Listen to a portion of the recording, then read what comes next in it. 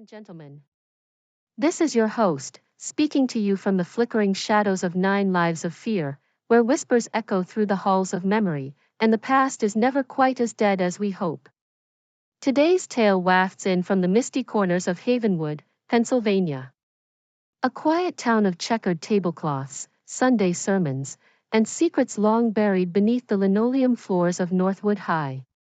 But on one fateful prom night, the music warped, the lights dimmed, and in the middle of the dance floor, a sorrowful figure appeared, draped in tattered satin and memories soaked in regret.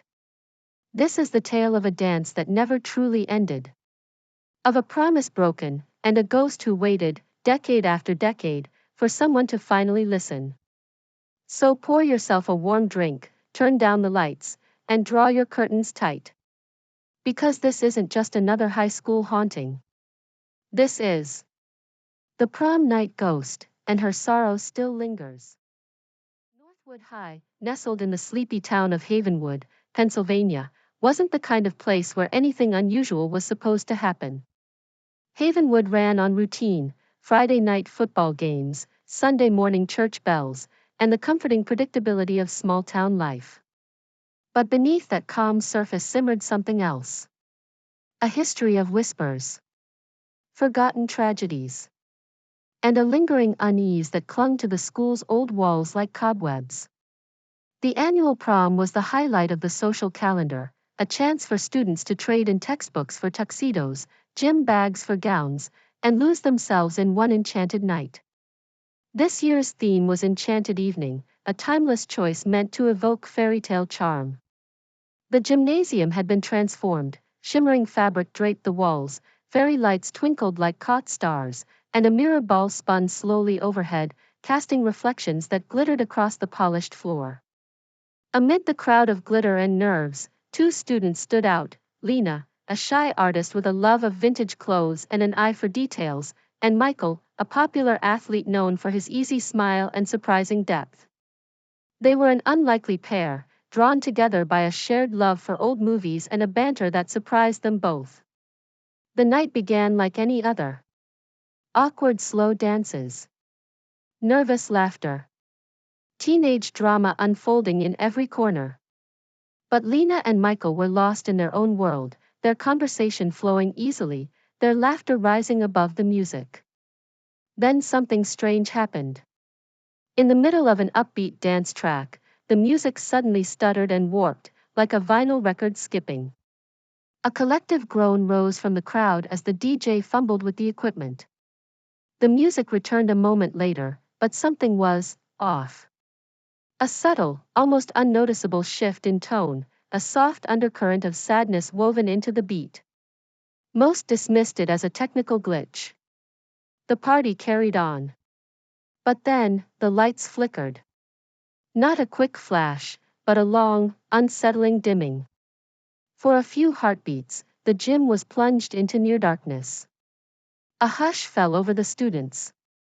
Then, just as suddenly, the lights blazed back to life, too bright, too fast. Students shielded their eyes. The moment passed, but something had shifted. Lena felt it instantly. A prickling at the base of her neck. She glanced at Michael, who frowned. "Did you feel that?" she whispered. He nodded. "Yeah. Something's wrong. I don't like this." The air grew colder. A draft swept through the gym, rattling decorations and raising goosebumps. It didn't make sense. There were no windows open, no doors ajar. Then came the whispering. At first, it was soft, like wind through dry leaves. But it grew louder, layered voices murmuring in sorrowful unison. Ancient. Ethereal. Laced with a sorrow so deep it seemed to seep into their bones. Panic spread. Students huddled together, eyes darting around the gym. Teachers tried to calm them, but even they looked pale and unsure. Drawn by something she didn't fully understand, Lena moved toward the center of the gym. Michael followed, unwilling to let her face the unknown alone. The whispering grew louder as they moved. The air thrummed with strange energy. The mirror ball above them began to spin wildly, casting warped shadows that slithered across the walls like twisted dancers. Then they saw her. A translucent figure hovered just above the floor, a young woman in a tattered prom dress. Her face was partly obscured by shadow, but her body trembled as she wept. Each silent tear shimmered in the air before disappearing. The room erupted into screams. Some students fainted. Others fled in blind panic. But the ghost remained, her presence heavy with sorrow. Lena, heart pounding, stepped closer. Despite the fear, she felt only sympathy. Suddenly, the ghost spoke. Her voice didn't echo from her mouth, it whispered directly into their minds. He promised we'd be together forever. The words carried unbearable grief. And then, Lena was hit by a vision. She saw a couple, young, dressed for prom, caught in an emotional argument near the stage. The boy, overwhelmed by jealousy, made a sudden, impulsive movement. The girl lost her balance, tripped, and fell near the edge of the stage, her head striking the corner. She lay still, eyes open, the room frozen in shock. The vision vanished, leaving Lena breathless. She knew, without a doubt, that this ghost was a student who had died decades ago, on a night not unlike this one. Michael reached for her. "We need to go." But Lena stayed. She felt like she'd been chosen. "What happened to you?" she asked softly. "What can we do to help?" The spirit turned her shadowed eyes toward Lena. "Find him," she whispered. "Tell him. I forgive him." And with that, she vanished.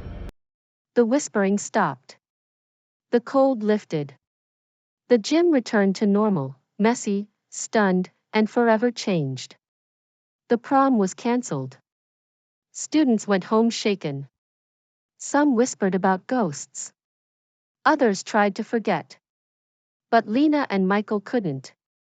They began searching for her. It didn't take long. In the 1957 yearbook, they found her, Elizabeth, radiant in a prom dress.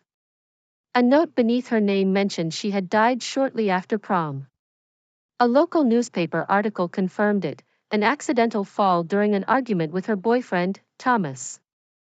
Rumors had always swirled that Thomas pushed her. The truth had faded into silence. But now, Lena and Michael knew what they had to do. With help from a local historian, they found Thomas in a nursing home, living in quiet solitude.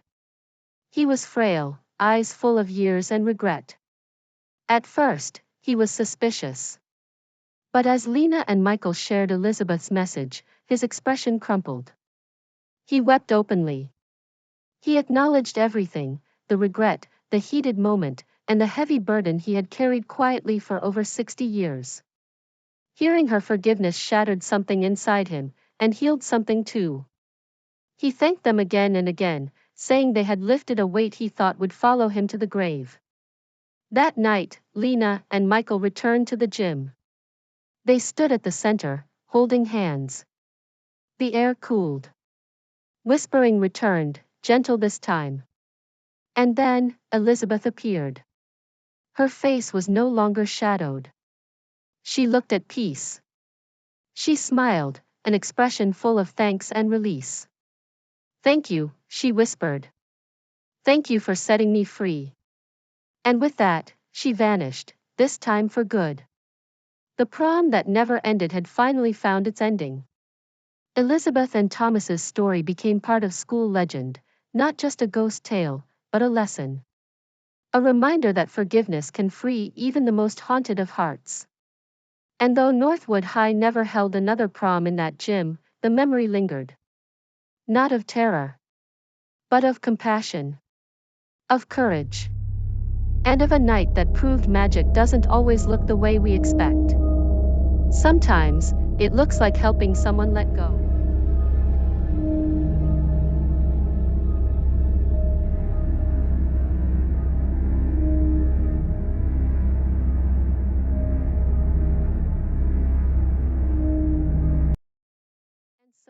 The dance came to an end.